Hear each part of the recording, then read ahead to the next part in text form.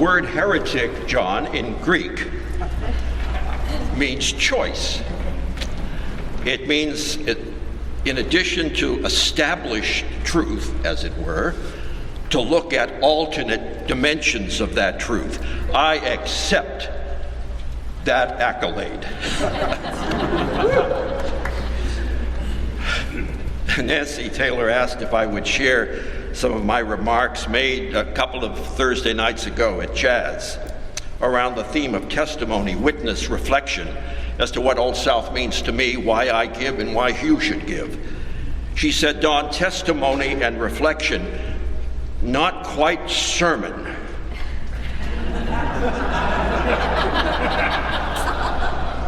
You give a preacher a live mic and a live congregation, who knows?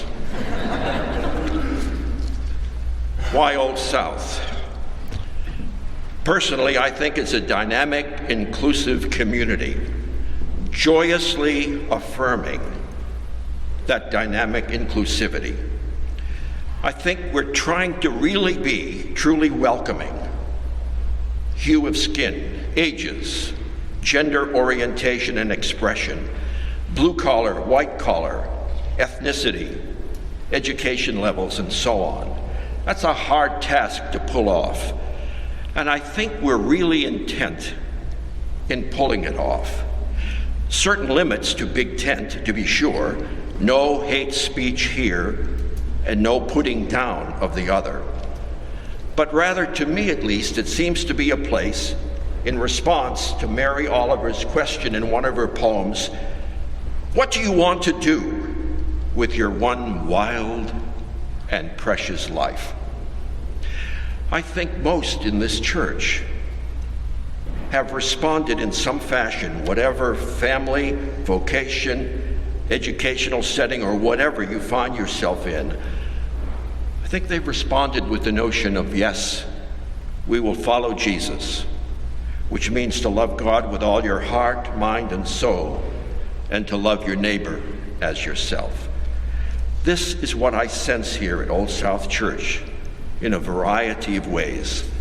The classes, the sermons, the small groups, the prayer time, healing service, all sorts of things that are happening, but not just for us to grow, but it seems to me a reaching out into the larger world too. We belong to the GBIO, Greater Boston Interfaith Organization. We have major gatherings, and every so often, John Edgerton will announce that there will be a mass plenary session, 800, 1,000, 1,500 people at the mosque, at Old South, at Trinity, at the temple, or whatever, in which we talk about policies affecting gun control and affordable housing and the like. You need to be there for one of those to catch the flavor of an interfaith group trying to better our world. And then here at Old South, I think there's the Global Warming Task Force, the prison sentencing reform, the sanctuary movement. It's exciting. But someone says, Don, really, it's all good. It's all good, but it's only a drop in the bucket. You've shifted from paper cups to mugs at coffee hour. The ice cap is still melting. Okay. As a young pastor, in my first pastorate back quite a few years ago now in Central Square, Cambridge, Pilgrim Congregational Church, I was green, I tell you, in every way. I was working on my exams for my PhD at Boston University, so I accepted this church. We had to eat, too, so the church was great. And I heard that Dr. King was coming to Boston, and we were invited to march with him. I never made it to Selma. Dick Yo did over here, but I marched with him in Boston, down Columbus Avenue singing, "Ain't nobody gonna turn us around," and so on. He spoke on the Boston Common and to the legislature, and he wanted to talk then to clergy later in the afternoon. So I was there. A couple of hundred of us packed into the chapel at St. John's Roman Catholic Seminary in Brighton. I don't know what he said that day. I only know I was riveted by his presence and by a phrase that he used. I'm sure he used the phrase in other venues. He said, "We will hew out of the rock of despair a stone of hope." We will hew out of the rock of despair a stone of hope. Say that with me this morning. We will hew out of the rock of despair a stone of hope. See, we can't be discouraged how small the efforts might be or how large they might be or whether our efforts have transformed anything nationwide. We have to hew out the rock of despair, stones of hope. That's why I'm here at Old South Church. I see a lot of folks working hard to live out the life of Christ in the midst of the world. That's why I'm here. That's why I pledge. That's why I hope you too will pledge. Secondly, the issue of pastoral care is important to me here at Old South. It's a bit personal for me. As many of you know, my wife Betsy died 10 years ago. Complications from Alzheimer's disease, and then at the end, some complications from Parkinson's disease as well that sets in.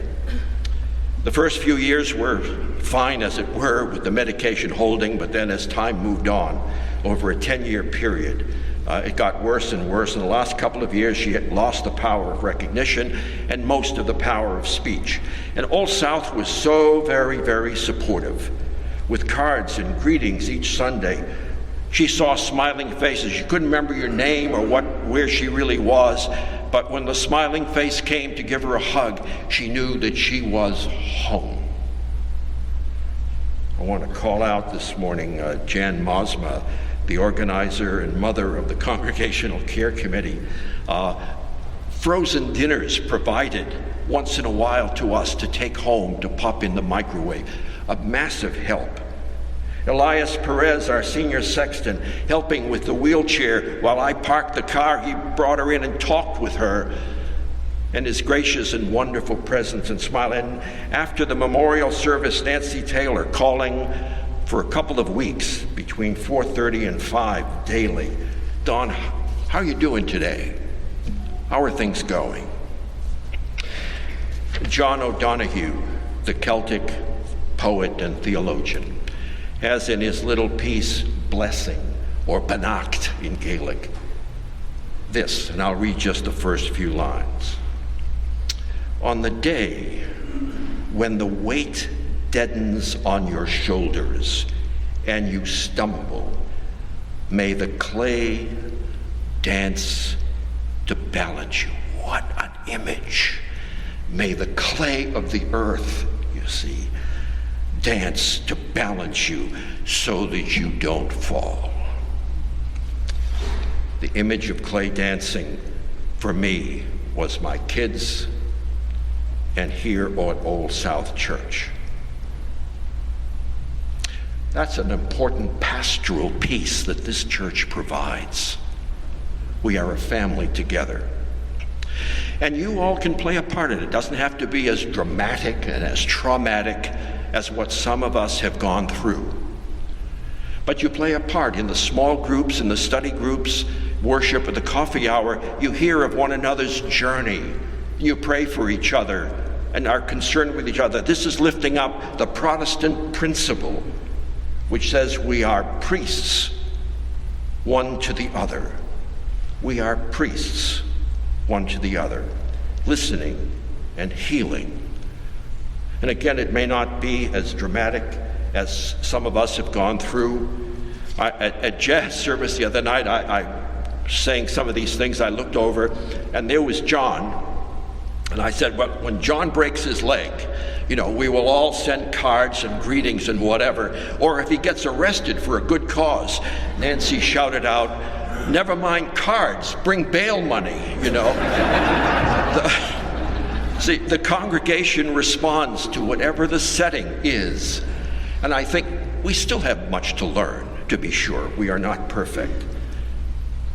But we need to remember that we are that caring community That's why I have been blessed here at Old South Church. And as I look out, I see many of you have been blessed in a variety of ways. That's why I pledge, and I hope that you will too.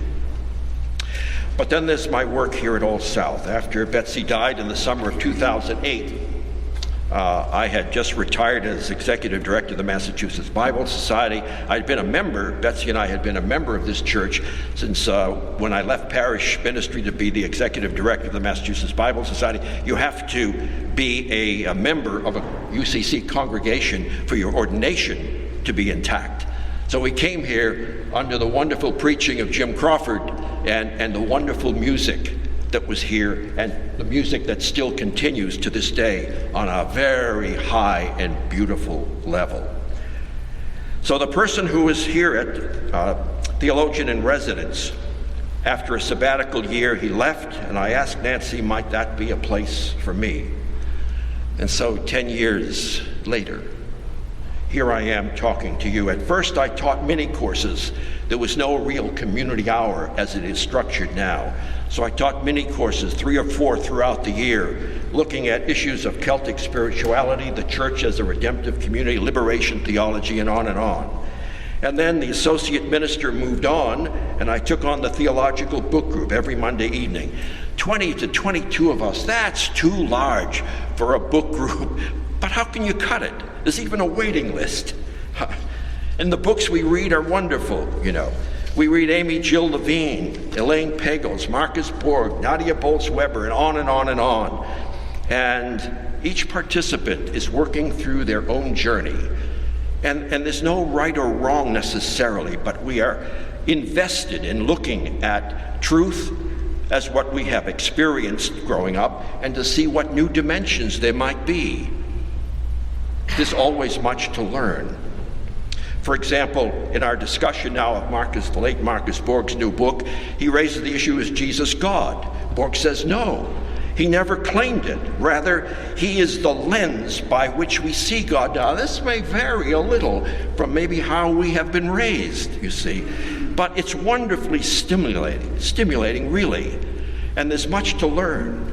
It's challenging each and every week. Then I also serve as ministerial advisor to those moving on toward ordination. John does some, I do some. I've done 3, Heidi Carrington Heath, Amelia Nugent, who was ordained a year and a half ago, and now Rebecca Boulder, who's in process.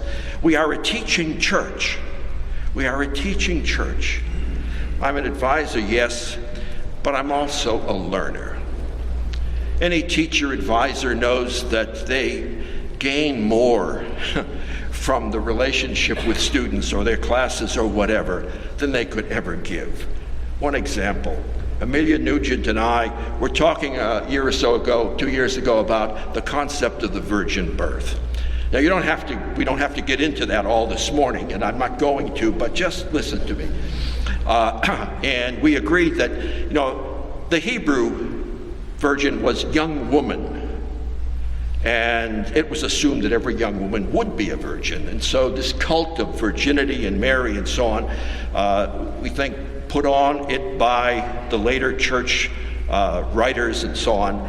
And so we were, it's not a big thing for us at all, Amelia and me. But then she paused. And she said, we agree, Don, it's great. But isn't it nice to think of what God and women can do without the interference of men? Oh my, Wells, your learning curve is going up and up, you see. So, for these and other reasons, I am blessed to be here at Old South Church. I see it as a progressive Christian congregation that is not content to be where it is, but sees itself in process of moving on to new challenges and new tasks that lie ahead. The journey lies ahead, the journey with Jesus, and that journey needs all of us to be present. Just a few moments ago, we sang this lovely, gentle hymn, You've Come Down to the Lake Shore. One of the verses we sang has the disciples saying, "You have looked into my eyes, and you have called me by name."